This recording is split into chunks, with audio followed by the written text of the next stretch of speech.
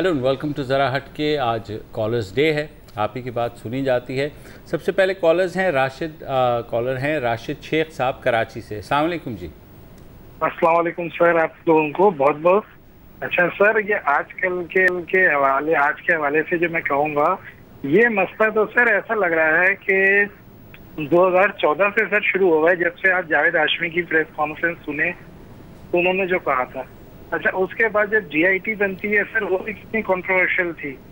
अब ये supreme court ने फिर केस लिया है, तो मेरा तो ज़्यादा ख्याल है कि 17 रुकनी बेंच सुने सर ये फैसला, ताकि लोगों को इत्मीनान रहे पूरे तरीके से।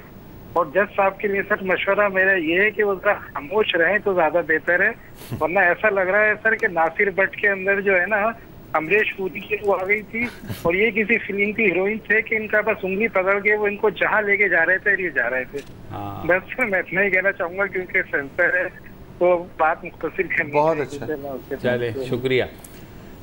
तो आज की बड़ी खबर यही थी। तो बहरहाल कुछ कहना चाहिए? नहीं, मैं क्योंकि देखें 17 रुकनी बेंच का जहाँ तक सवाल है, वो तो चीफ जस्टिस ऑफ पाकिस्तान का प्रेरोगेटिव होता है कि भाई वो बनाएं या ना बनाएं, ये उनके ऊपर है। आपके जज्बात भाई वही 3 जज वही 17 में भी शामिल हैं। हाँ। तमाम जजेस हमारे लिए मौजूद हैं। वही तो 17 से क्या ज़्यादा वजन हो जाएगा, 3 से क्या कम हो जाएगा। एनीवे, खादिम हुसैन साहब हैं उमरकोट से। जी खादिम जी, अस्सलाम वालेकुम। वालेकुम अस्सलाम। जी भाई, सर ये हैदराबाद में 8 जुलाई को जो वाक़या हुआ है, 2 बच्चे, एक बच्चा अपनी बहन को बचाते हुए शहीद हो गया, इस पे मीडिया बिल्कुल खामोश है। ये मुझे ये जानना है कि ये फरिश्ता या ज़ैनब से ये किस तरह ये वाक़या मुख्तलिफ है। वहाँ तो बहुत शोर मचा हुआ था। थोड़ी सी डिटेल बता दीजिए। बिल्कुल कोई बात ही नहीं कर रहा। थोड़ी सी डिटेल बता दें खादिम साहब जी। ये 8 जुलाई को एक बच्चा 12 साला कादर बख्श ख्याल और उसकी छोटी बहन 9 साला रुखसाना बर्फ लेने के लिए निकले, तो एक शख्स ने उन्हें अगवा करने की कोशिश की। तो कादर बख्श ने अपनी बहन को बचाने के लिए मजम्मत की, तो उस पे छुरियों के वार करके कत्ल कर दिया गया उसे। वो जख्मी, बहुत शदीद जख्मी हुआ, अस्पताल में आया, तो उसकी वीडियो भी मौजूद है। उन्होंने कहा कि मेरी बहन को बचा दो, वो मार देंगे। लेकिन पुलिस ने नाअहली की, पुलिस रात भर ना उसे ढूंढा ही नहीं। फिर वो बच्चा वहाँ फौत हो गया, और उसके बाद वो बच्ची भी अगवा थी, उसे ज्यादती के बाद कत्ल करके फेंक दिया गया। 3 दिन के बाद उसकी लाश मिली, और इस पे कोई आवाज़ नहीं उठा रहा, मीडिया खामोश है। जो एंकर सहाफ़ी कसूर जाके ट्रांसमिशन कर रहे थे, वो भी कराची से हैदराबाद नहीं आ सकते। सही बात है। नहीं, आपकी बात ठीक है। हम लोगों के इल्म में कल आया था वाक़या, आज क्योंकि कॉलर्स डे था तो हम इसको फॉलो अप ज़रूर करेंगे मंडे या ट्यूसडे को कि भाई इसमें फर्दर क्या हुआ। जहाँ तक आपकी बात है, मीडिया ने, मेरे ख्याल में आज मैंने रिपोर्ट्स देखी हैं इस बारे में, तो लोगों ने करनी शुरू की हैं, लेकिन बिल्कुल ये मसला संगीन है। ये बहुत ही भयानक है। ये तकरीबन उसी लेवल के मसला है। हाँ बिल्कुल, इस लेवल का हम उठाते रहे। बिल्कुल है, बिल्कुल है, और बल्कि उससे ज़्यादा मुझे लग रहा है। बिल्कुल। मोहम्मद सलीम साहब हैं रावलपिंडी से। अस्सलाम वालेकुम जी। वालेकुम अस्सलाम। सर जी क्या हाल है? अल्लाह का शुक्र, आप बताइए सर। जी अल्लाह का शुक्र है। सर जी बात यह है कि 9 जुलाई को आपने एक प्रोग्राम किया था, आमना मसूद जंजुमा साहिबा को बुलाया। जी जी। आपने यकीन करे कि आवाम के दिल जीत लिए। इससे पहले भी बड़े बड़े प्रोग्राम होते रहे, लेकिन जो आपने कमाल किया, जो उनको बुलाया, और वो मैं कह रहा हूँ पूरा पाकिस्तान देख रहा था। और इससे पहले भी ये इस मामले को एक हमारे मीर और शबीर और कलासरा और आसरा लेके फिरते रहे रावलपिंडी के अंदर, इस्लामाबाद की गलियों में। तो वो सर मुझे बताए, वो जो लेके फिर रहे थे वो उनकी हमदर्दी में नहीं फिर रहे थे, उनके पीछे इसका मोटिव कुछ और था।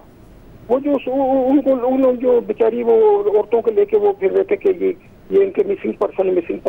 सर भी बात सुनिए, मैंने अगर उनको इतनी हमदर्दी थी, मैंने अपने नेशनल बैंक के पेंशन के हवाले से हामिद मीर को 20 मैसेज किए, कलासरा को मैंने 20 मैसेज किए, लेकिन खुदा पाक की कसम सिर्फ डाल न्यूज में हमारी आवाज सुनी। इन्होंने परवाह भी कभी नहीं की। ये हमारी जो नेशनल बैंक की बेवाएं हैं, ये पेंशन में 10,000, क्या इनको ये नजर नहीं आ रहा है? ये मिसिंग अपना पर्सन में शामिल नहीं हो रही, इनका ख्याल नहीं आ रहा आपको? सर आपकी मुझे आप थोड़ा सा टाइम दे दीजिए। हो सकता है सर जिस तरह हमारे दोस्त फौत हो रहे हैं, 24 को मेरा एक और दोस्त रावलपिंडी से फौत हो गया, तो कोई पता नहीं मैं अगले प्रोग्राम में आपसे कॉल को भी ना करूं। सर मैं थोड़ा सा बैकग्राउंड बताना चाहता हूँ कि हमारे साथ जुल्म क्या हुआ। सर ये आप मेरी बात सुन लीजिए प्लीज। 99 में हमारे नेशनल बैंक ऑफ पाकिस्तान जो गवर्नमेंट का बैंक है 70% पेंशन के फार्मूले को तब्दील करके 33% कर दिया था, इसके लिए हम 2010 में सुप्रीम लाहौर हाई कोर्ट में गए और उसी साल से हमारी सालाना इंक्रीमेंट रोक दी। हमारे से इंतकामी कार्रवाई देखे सर, एक वो हमारी पेंशन में वो पेंशन का फार्मूला चेंज कर दिया, दूसरा हमारी पेंशन में इजाफा रोक दिया। क्या मैं पूछता हूँ सर कि क्या ये पाकिस्तान आर्मी, GHQ, रेलवे और ये वापडा के मुलाजमीन की ये पेंशन में इजाफा रोकते हैं? क्या इनकी पेंशन में फार्मूला चेंज कर सकते हैं? कभी भी नहीं कर सकते सर। ये बिजली गिर रही है तो नेशनल बैंक के पेंशनर बैठे हैं, ये खुदा के बंदे ये कौन देखेगा ये हमारी बातें? तो मैं तो सिर्फ अब मैं तो क्या कहते हैं सुप्रीम कोर्ट से 1 साल से मैं बातें कर रहा हूँ और आप हमारे लिए आवाज उठा रहे हैं। हमारी बेवा भी कह रही है कि वो बेचारे आपकी बात कितनी अच्छी तरीके से सुन रहे होते हैं, सलीम साहब किसी की बात आपकी बात में मुदाखलत भी नहीं करते, लेकिन कोई उनकी बात को भी नहीं सुन रहा। तो मैंने कहा कि सर अब मेरी आपसे एक रिक्वेस्ट है कि हमारी आवाज जो सी है ना, ये जो रिव्यू पिटिशन नेशनल बैंक ने फाइल की है अक्टूबर 2017 से, वो 22 महीने से नहीं लग रही, केस हार चुका है नेशनल बैंक तमाम अदालतों से सर।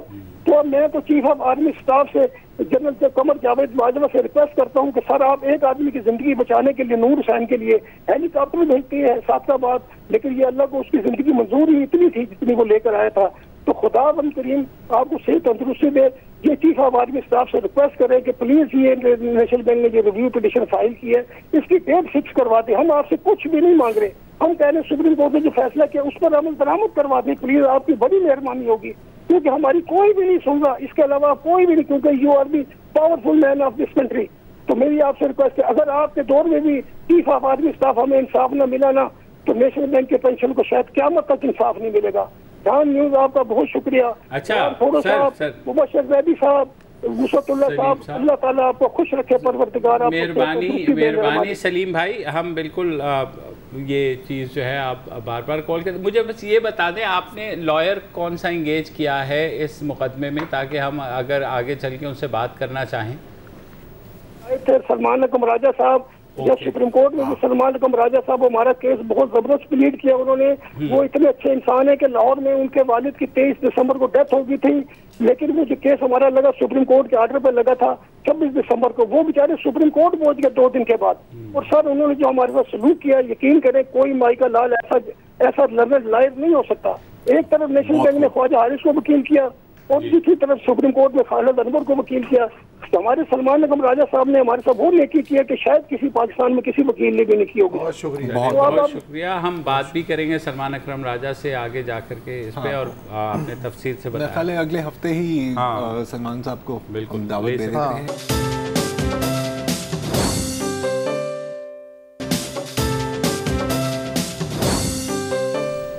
Welcome back. और हमारे अगले कॉलर हैं कैसर साहब। जी वालेकुम सलाम जी, तीनों को बहुत सलाम। जी जी हाँ जी, मैं कैसर रहीम बोल रहा हूँ डेरा इस्माइल खान से। ठीक है जी। और ये अरशद मलिक साहब, जज साहब का पूरे इस वीक से हम ये पूरा सुन रहे हैं, देख रहे हैं जो कुछ हो रहा है। और मेरे 25 साल का तजर्बा है डिस्ट्रिक्ट जुडिशरी से। I am retired district and session जज। बड़ी सिंपल सी चीज है जैदी साहब, जरार खोड़ साहब और वसतुल्लाह खान साहब, जिसको बड़ा कॉम्प्लिकेटेड करके पेश किया जा रहा है। सिंपल थिंग ये है कि जज साहब लाहौर हाई कोर्ट के ऑन डेपुटेशन नैब कोर्ट में जज हैं। बिल्कुल। इट मीन्स उनकी competent authority Lahore high court के चीफ जस्टिस। जी जी।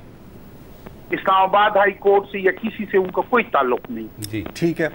सिंपल प्लेन चीज ये है कि जब उनके खिलाफ ये वीडियो या ये चीज आई तो लाहौर हाई कोर्ट के जो रजिस्ट्रार हैं उनको बाकायदा इसके लिए एक्शन लेना चाहिए, और वही उसकी कॉम्पिटेंट अथॉरिटी है। जी। और मैं इस चीज पर हैरान हूं, अगर आप कंपेयर करें as to Peshawar high court तो आप हैरान होंगे, ये तो बहुत बड़ी वीडियो है। यहाँ पर तो जज को इस बात पर भी नौकरी से निकाल दिया जाता है कि तुम अदालत में नस्वार रखते हो। अच्छा। So it is a very strict, judiciary is a very strict institution wise. हम ये जुडिशरी कमजोर नहीं है, एक मजबूत और मुल्क में एक आला लेवल की जुडिशरी मौजूद है जिसकी बड़ी स्ट्रिक्ट नॉर्म्स हैं। ताहम हर जज के लिए उसके लिए अपनी राहें खुली हैं। वो उसके अपने सबॉर्डिनेट ट्राइब्यूनल्स काम कर रहे हैं जहां पर वो जज जाके अपना केस दायर कर सकते हैं और वो अपनी सफाई पेश कर सकते हैं। सो आई एम सरप्राइज्ड, थोड़ा सा ये यूनिक है कि जज साहब एफिडेविट भी दे रहे हैं, प्रेस रिलीज भी कर रहे हैं। मेरा ये ख्याल ये है कि जज साहब को लाहौर हाई कोर्ट बाकायदा उनके खिलाफ, यहाँ पर तो अगर आप पेशावर हाई कोर्ट की प्रोसीडिंग देखें तो जी पिछले 2 सालों में राउंड अबाउट 20 से 25 जज सर्वे से बर्खास्त हो चुके हैं विदाउट इंक्वायरी, कि अगर कहीं पर भी लूप होल देखा गया तो उनको नहीं छोड़ा गया। बाकी रेस्ट उनके लिए इंसाफ का दरवाजा खुला है, वो सबऑर्डिनेट ट्राइब्यूनल में जाकर अपने केस को प्लीड कर सकते हैं। ठीक है।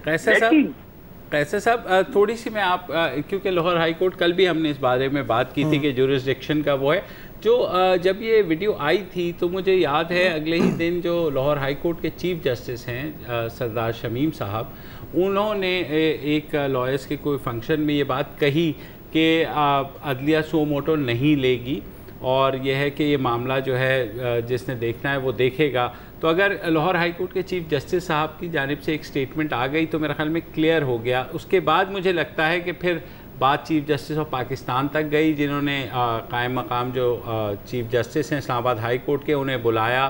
चीफ जस्टिस साहब ने मुलाकात की, कायम मकाम जो हैं उन्होंने जज अरशद मलिक साहब के साथ 2 मुलाकातें की और उसके बाद ये फ़ैसला आया। तो मेरे ख़्याल में यहाँ कहीं आपकी बात ठीक है, क्योंकि लीगल सर्कल्स में यही बहस हो रही थी कि क्योंकि वो लाहौर हाई कोर्ट से आए हैं तो इस्लामाबाद हाई कोर्ट के डायरेक्टली अंडर सुपरविजन नहीं है, लेकिन क्योंकि इस्लामाबाद की एहतसाब अदालतें इस्लामाबाद हाई कोर्ट के अंडर हैं तो ये शायद वजह होगी कि इस्लामाबाद हाई कोर्ट को ही एक्शन लेना पड़ा। सही। मुस्तफा जतोई साहब हैं कराची से। जी भाई। वालेकुम सलाम। जी मैं बात करना चाहूँगा, एक हफ्ते पहले बैरिया यूनिवर्सिटी इस्लामाबाद के फाइनल ईयर के एक तालिब इल्म थे साकिब भकरो, उन्होंने घर में खुदकुशी कर ली डहरकी में। तो उन्होंने अपने खत में लिखा था कि उसे उसके जो असातिज़ा हैं वो कल्चरल ड्रेसेस पहनने पर अक्सर उसे टोकते रहते हैं और यूनिवर्सिटी में उसे मना करते रहते हैं। तो जो शख्स अपनी ज़िंदगी ख़त्म कर रहा होता है वो जाहिर सी बात है वो जाते हुए कभी भी झूठ नहीं बोलता। तो इतना बड़ा वाक़या हो गया और हमारे जामियात के अंदर इस कदर तालिब इल्मों को दबाव का सामना है कि अब उनके ऊपर जो है ये भी पाबंदियाँ हैं कि आप ड्रेस या जो भी कपड़े पहनेंगे तो वो भी हमारी मर्जी से पहनेंगे। तो मतलब इतना बड़ा वाक़या हो गया और उसकी सोशल मीडिया पर एक वीडियो भी है कि उसने एक इंजीनियरिंग प्रोजेक्ट में फर्स्ट पोजीशन ली थी। तो इतने होनहार तालिब इल्म को मतलब वो इस तरह एक मिनट, आपकी बात बिल्कुल सही है, ये बिल्कुल सही है, ये खुदकुशी का वाक़या है। अगर इस वजह से हुआ तो इसलिए मैं हैरान कुन है कि जब हम स्कूल में पढ़ते हैं तो वहाँ भी यूनिफॉर्म होता है और हत्ता कि मेरे ज़माने तक यूनिवर्सिटी में गाउन की पाबंदी थी कि जी गाउन के ज़रिए आना है। तो मुझे लगता है इसके अलावा कोई वाक़या होना चाहिए खुदकुशी के लिए। ये वाक़या कि सिर्फ इसलिए कि हम अपनी मर्जी से कपड़े पहने नहीं, इसमें और भी है, और भी रीज़न और नहीं। ये इन्होंने तो सिर्फ एक चीज़ बताई और शायद पूरी चीज़ नहीं बताई। अगेन मैंने इसको ज़्यादा डिटेल में नहीं देखा, लेकिन अपेरेंटली वो कह रहे थे कि उसको डिस्क्रिमिनेशन का बड़ा सामना पड़ा था। और जो लिबास की वो बात कर रहे थे तो शायद वो सिंधी टोपी और अजरक पहनते थे तो उसका पता नहीं क्रिटिसाइज किया जाता था।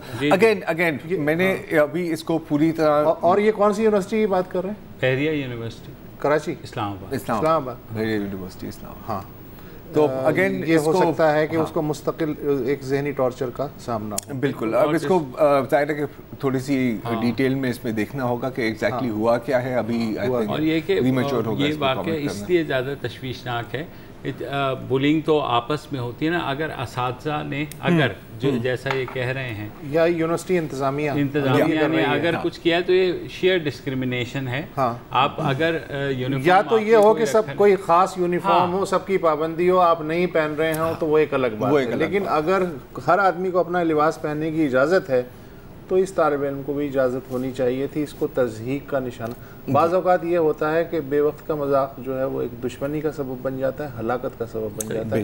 तो यही हुआ होगा। शाहाद सिद्दीकी हैं कराची से। जी शाहाद। अस्सलाम वालेकुम। वालेकुम अस्सलाम। आप तीनों की खिदमत में सलाम। और मेरा आज एक ही मौजू में दो मौजू ढूंढ लीजिएगा। एक तो हमारे जज साहब ने इतना अच्छा दिल खोल के कह दिया, अरे उन्होंने आके क्या मूवी बनाई, हम तो खुद उनके घर गए थे। ये तो बड़ा इतना जबरदस्त कमाल कर दिया कि यकीन करना कि क्लास 2 का बच्चा भी किसी के घर में जाके अगर टॉफी वॉफी कुछ लिया है तो वो भी अपनी अम्मा अब्बा से कभी भी ऐसा इकरार सरेआम तो नहीं करेगा। कम से कम वो आज वो पर्दादारी भी उन्होंने उठा दी कि उन्होंने क्या क्या हमारी बनाई, हम खुद पहुंच गए उनके घर। एक तो ये बड़ा कमाल हुआ जो 16 तारीख को इंशाअल्लाह ताला की आला अदालत। अच्छा, एक मुझे अफसोस ये होता है लोअर कोर्ट का लफ्ज इस्तेमाल खत्म करें।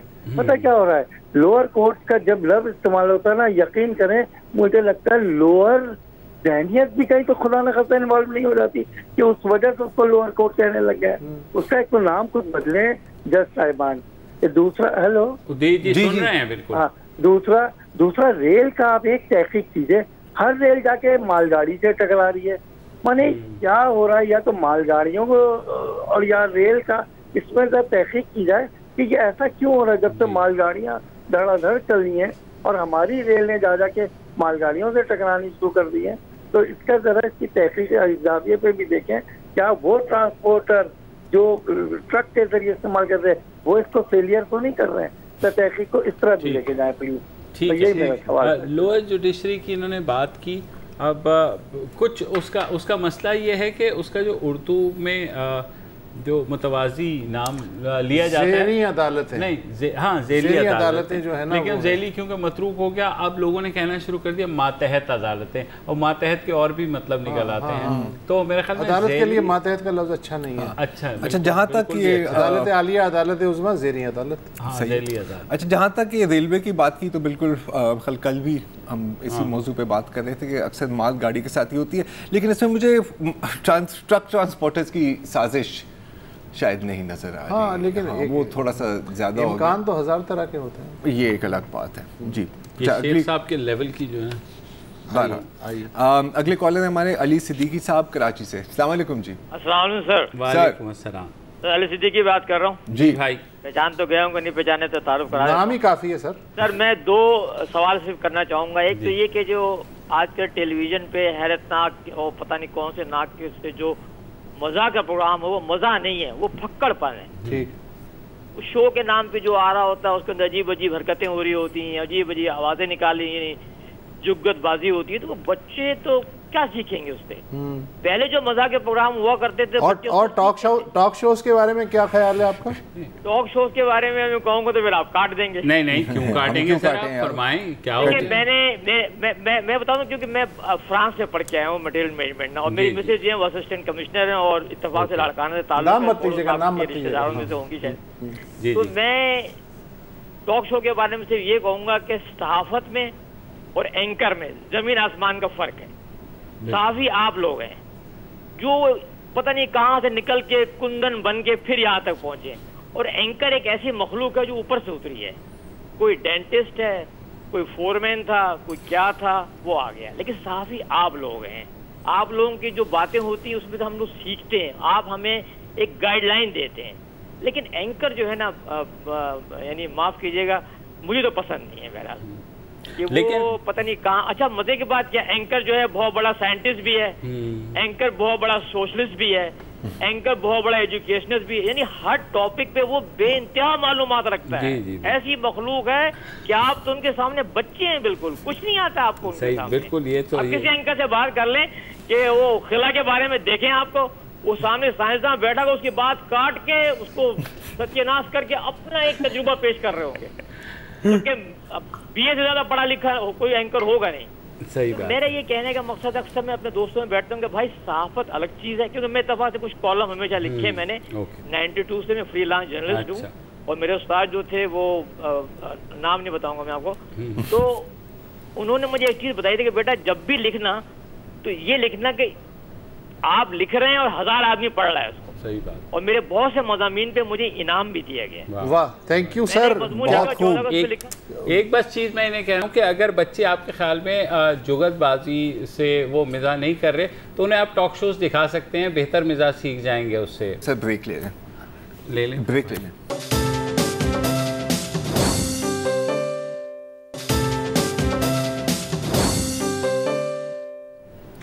Welcome back. आज कॉलर्स डे है, करते हैं अब्दुल गनी साहब। जी भाई। अस्सलाम वालेकुम गनी साहब। सबसे पहले तो मुझे आप लोगों की वार्डरूम पे बड़ा रश आता है। अच्छा। आप लोगों की ड्रेसिंग इतनी उम्दा होती है कि लोगों को सीखना चाहिए कि कपड़े किस तरह से पहने जाते हैं। मैं ये तो क्लिप रिकॉर्ड करके हम अपनी बेगमात को भी सुना सकते हैं जिनको जरूर इसमें उनका बहुत बड़ा कंट्रीब्यूशन है, इसमें कोई शक की बात नहीं है। बिल्कुल समझे कि हम तो अफसर बन के चले जाते हैं और घर पे हमें कपड़े तैयार मिलते हैं दूसरे दिन के लिए, प्रोग्राम के लिए। इसमें उनका जरूर बहुत अहम रोल है। जो बात में रेस करना चाह रहा था, लाजिम बात है आपकी रोटी का मामला है, आप उसको कोई तबसरा तो मेरे ख्याल में नहीं कर पाएंगे।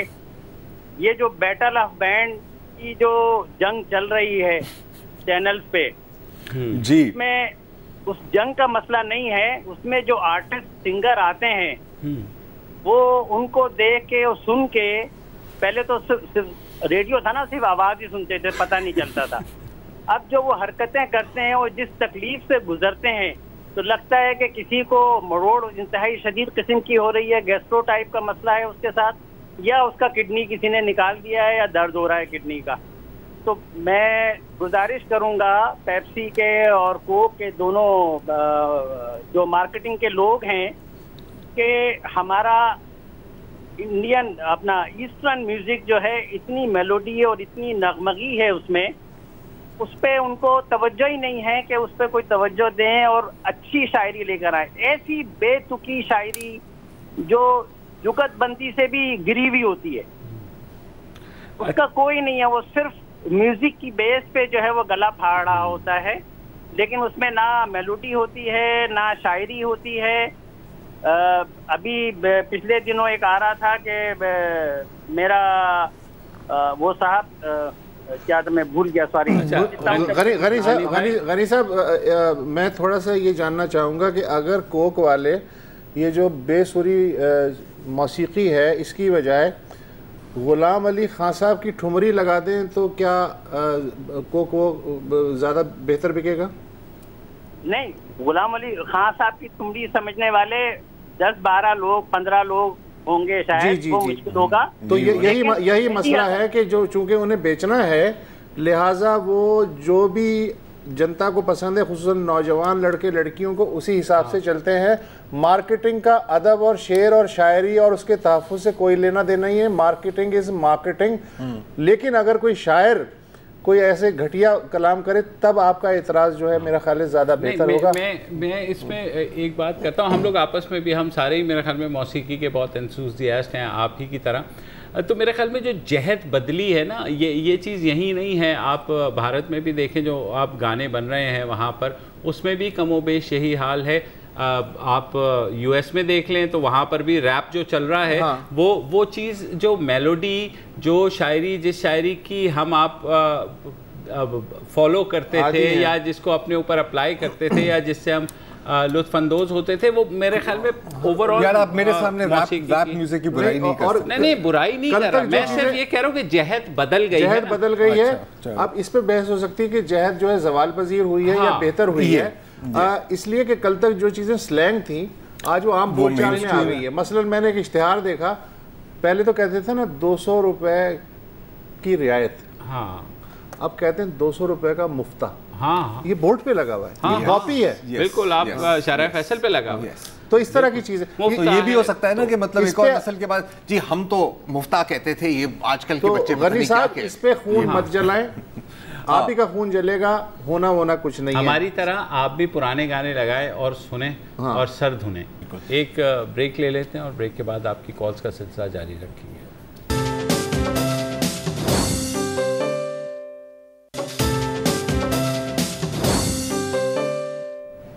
Welcome back. मियाँ आमिर साहब हैं लाहौर से। अस्सलाम वालेकुम जी।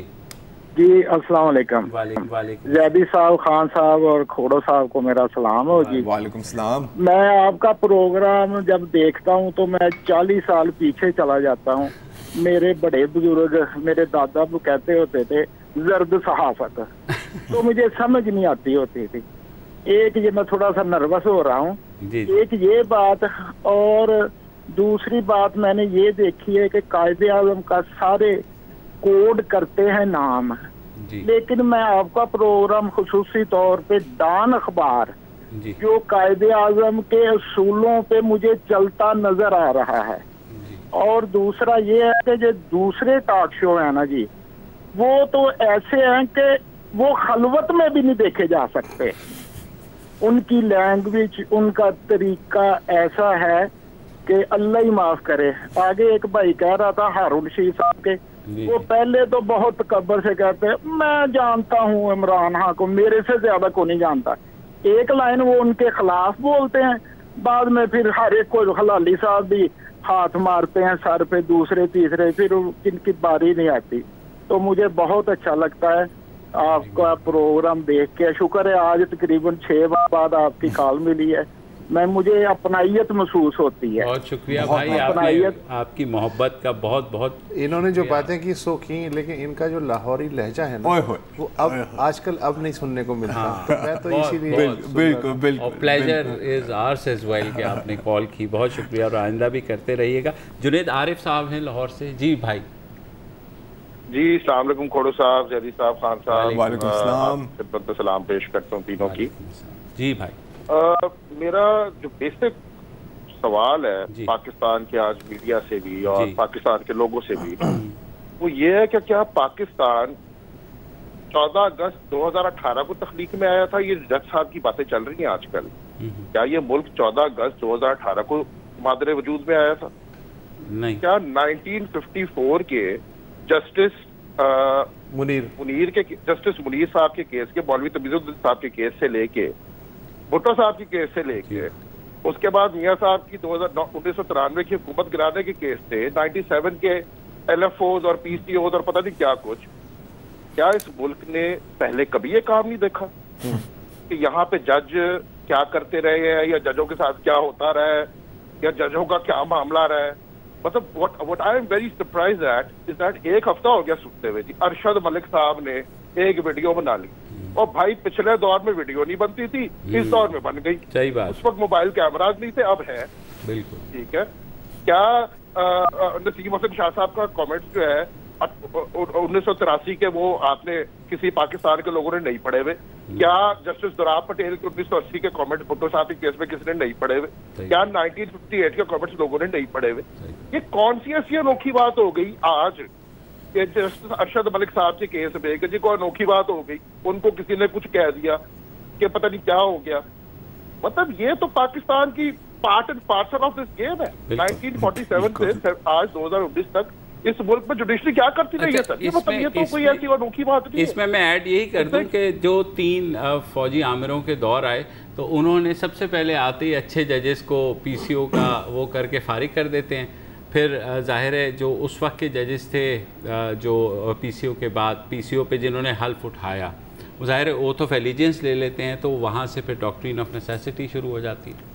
PCO से पहले भी शुरू हो जाती है सर। हाँ, लेकिन इन्हीं में से फिर ठीक ठाक किस्म के जज भी निकलते हैं जो खड़े हो जाते हैं। बिल्कुल इसी लॉट में से आप वो मिसालें भी हम दे सकते हैं। लेकिन ओवरऑल जो है अपना इनका जो तज्जिया है उससे इख्तिलाफ नहीं मुमकिन नहीं है। बिल्कुल सर, ये तो डॉक्यूमेंटेड हिस्ट्री है, बिल्कुल उसके साथ कैसे एडवोकेट शौकत अली साहब हैं इस्लामाबाद से। अस्सलाम वालेकुम जी।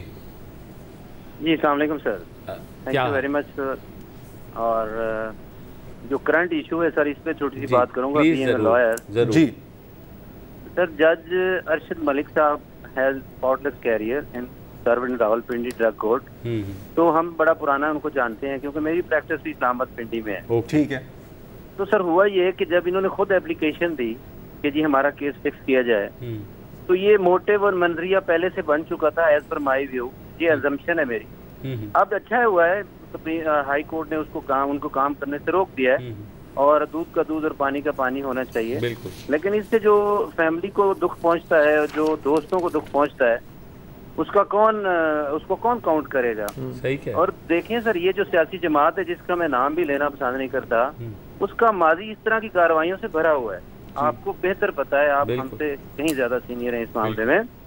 देखें, रफीक तारड़ साहब का मामला हो, जस्टिस क्यूम साहब की साथ जो बातचीत है वो हो, आजकल चूंकि मॉडर्न आ गया है जमाना, आप है वीडियो और उसकी मिक्सिंग और सब कुछ, ये पहले से इन्होंने तैयार की, फिर इन्होंने एप्लीकेशन दी होगी डेफिनेटली कि अब जब ये नहीं मानेंगे तो चूंकि इनके ऑलरेडी हमने चीजें रखी हुई हैं, तो हम तो यही समझ रहे हैं। लेकिन शौकत अली भाई, आपको नहीं लगता कि कुछ सानू मरंदा शौक भी सी कि मतलब वो रायविंड चले गए, उन्होंने अपील पे मशवरे दे दिए, तो ये थोड़ा सा मुझे इसमें अच्छा। और इसके साथ मेरा एक और शौकत साहब, आपसे मैं एक ओपिनियन लेना चाह रहा हूँ as a professional, as a lawyer, कि ये कैसे रिफ्लेक्ट करता है कि आज इनकी जो एफिडेविट अभी सामने आई है इसमें कह रहे हैं कि 2018 में उनको एक तो रिश्वत की पेशकश की गई, फिर धमकाया भी गया और क्लियरली बोला गया thinly weld threat of physical harm. और ये सारी चीजें जज जस्टिस एजाजुल हसन के नोटिस में क्यों नहीं? हाँ, अब मुझे समझ नहीं आ रही कि क्या इतना डर या इतना दबाव था कि अब क्योंकि वीडियो सामने आई है तो आप ये चीजें बता रहे हैं। ये 1 साल पुरानी बात है और आप एक जज हैं, कोई मजाक नहीं है, कोई आम शहरी नहीं है। कि तो हो सकता है इनकी बात दुरुस्त हो, लेकिन ये जो डिले किया इससे इनकी बात, आप इसके बारे में आपका क्या ख्याल है?